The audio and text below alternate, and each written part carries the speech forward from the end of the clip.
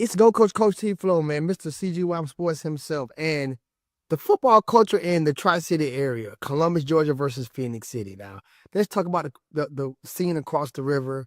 When the Central Red Devils play, Garrett Stadium is always packed full of capacity, a lot of support. And it's like multicultural when it comes to the support.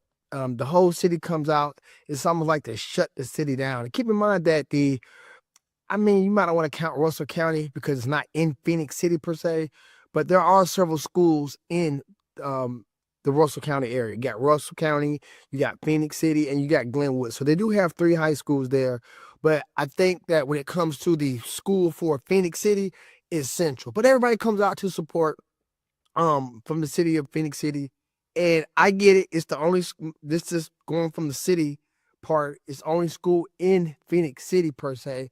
But if you look at the counterparts, and I'm going to go off the playoff schedule, both of us have a team in the playoffs. Central is going for the state championship on the 4th, and Carver is actually going in the quarterfinal against Pierce County Friday.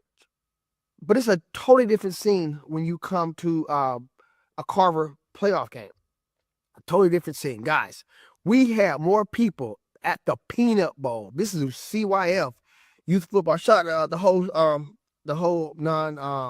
all the teams on CYF. Shout out to all of them. Shout out to the organization. Shout out to all the club presidents, all the coaches. Great lead for children.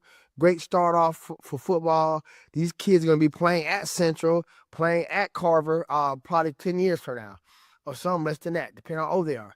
But you have more people at this game than you did for a high school, varsity high school playoff game in the Carver Tigers, and it's unacceptable. It really is. My boy Aunt Mary went live and talked about how disappointed he was to see the participation.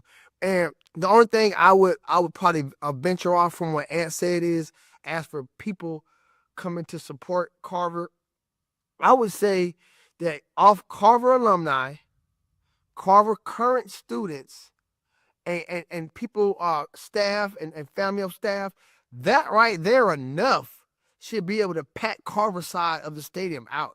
Carver, with this legacy, what Carver stands for, what Carver has done with athletics in Columbus, really doesn't need any help from any other people. If they're just the alumni, people who graduated from Carver, the current student body, staff and family came there, they would pack it out. So just looking internally, it's got to be a disconnect there. Now, if the city wants to come out to support Carver, which is nothing wrong with that, then it sure enough should be a blowout. But you're seeing maybe like that bottom row. If you've ever been to Otis Spencer Stadium, it might have people. It's most definitely 3/4 empty.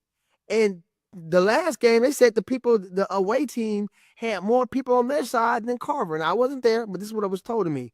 So what's the disconnect? I mean, why we're talking about football, we're just talking about football, guys.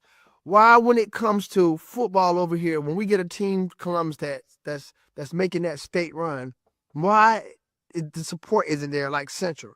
Central travels with their team. They got an away game.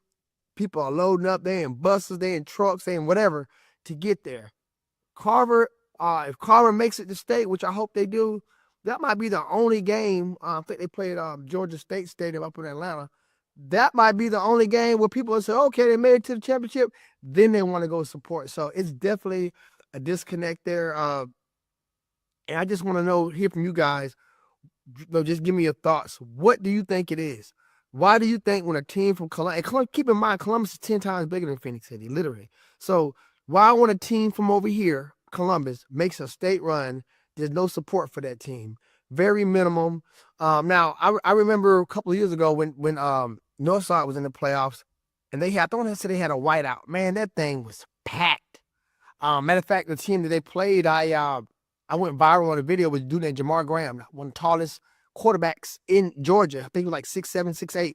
And that video also went viral, 1 million views on TikTok. And Northside came out. Connect was packed. They was packed. They was turned up. So I don't know if it's a culture thing, more or less on the Columbus thing, because I don't know if Northside made the playoffs, or if they did make the playoffs. They definitely didn't have a home game. I don't know if it's a culture thing or a Columbus thing. So, guys, let's talk about it. Put it in the comments and let me know what you think. It's the host of the most from coast to coast, the GOAT, Coach T Flow, Mr. CGY Sports exclusive.